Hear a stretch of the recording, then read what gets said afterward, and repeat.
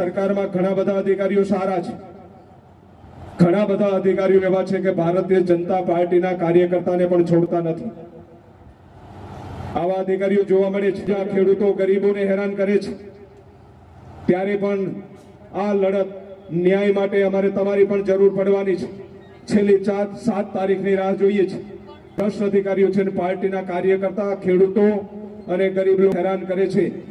એના માટે હું તમને કહું, જબરજસ્ત અમે મુવમેન્ટ ચલાવીને લડત લડવાના છે. નમસ્કાર, હું રાજુ કરપડા. ગઈકાલે સુરેન્દ્રનગર જિલ્લાના ચોટીલા વિધાનસભાના ધારાસભ્ય દ્વારા એક નિવેદન આપવામાં આવ્યું. સભાની અંદર નિવેદન આપવામાં આવ્યું કે રાજકોટથી નીકળીએ એટલે ચોટીલા સુધી હપ્તાઓ અધિકારીઓ ઉઘરાવે છે, ભ્રષ્ટાચાર થાય છે. આ ધારાસભ્યનું જે નિવેદન હતું એ માત્ર ને માત્ર ચૂંટણીલક્ષી નિવેદન છે, મતદારોને આકર્ષવા માટેનું નિવેદન છે. ધારાસભ્ય અને સાંસદ સભ્યોની રહેમ નજર નીચે જ ગુજરાતમાં ભ્રષ્ટાચાર થાય છે. ગુજરાતના કોઈ પણ ધારાસભ્ય એવું કહેતા હોય કે મારા વિસ્તારમાં ભ્રષ્ટાચાર નથી થતો, તો હું જાહેરમાં ચેલેન્જ કરું છું, તમે કહો એ સ્થળ પર આવી, તમે કહો એ વિભાગનો ભ્રષ્ટાચાર ખુલ્લો પાડવાની અમારી તૈયારી છે. ભ્રષ્ટાચાર સામે લડાઈ લડવાની અમારી પૂર્ણ તૈયારી છે કે આ ભ્રષ્ટાચાર છે એની માહિતી અમે આપીશું.